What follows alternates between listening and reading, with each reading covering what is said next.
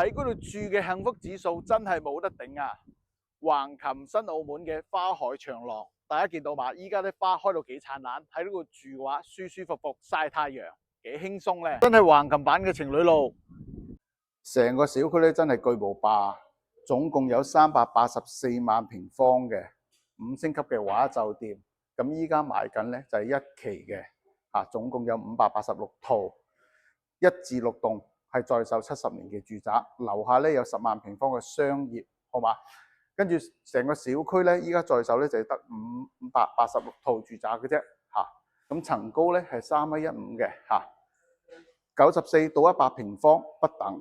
就係橫琴科學城嘅，總共係分開3期開發。咁依家買緊嘅係1期嘅住宅，好嘛？咁澳門大學咧規劃，依家起緊嘅澳門大學咧，離我哋嗰度都係10分鐘時間嘅。咁去到澳門口岸嗰度咧，都係15分鐘時間。個戶型咧就99平方嘅3房2廳2衛嘅。咁嗰個戶型嘅話，3.15米高，喺市面上我基本上咧係揾唔到嘅。180度嘅弧形落地窗。樓下就係花海長廊同埋橫琴二橋嘅，仲有對面嗰個咧就係珠海嘅貨運碼頭啦。廚房嘅裝修已經幫你安排好晒啦，嗰個咧就係衛生間啦，見到嘛？一個好闊落嘅窗口，通風採光係十分之掂嘅。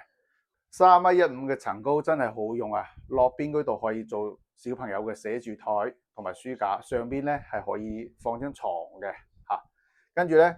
嗰間房咧出邊仲有一個細陽台嘅，見到嘛？哇，好舒服！大家眼見為實，都係現樓啊！對面嗰度咧有間細房嘅，咁嗰間細房咧作為一個兒童房或者係書房都冇問題嘅。各位觀眾，如果你喜歡嗰套99平方3房2廳2衛，層高3.15米，單價25000起嘅住宅，有興趣嘅亦想了解下橫琴新澳門嗰邊嘅規劃嘅都可以留言俾我，或者入我主頁就可以揾到我，加我嘅微信，我將資料發俾你。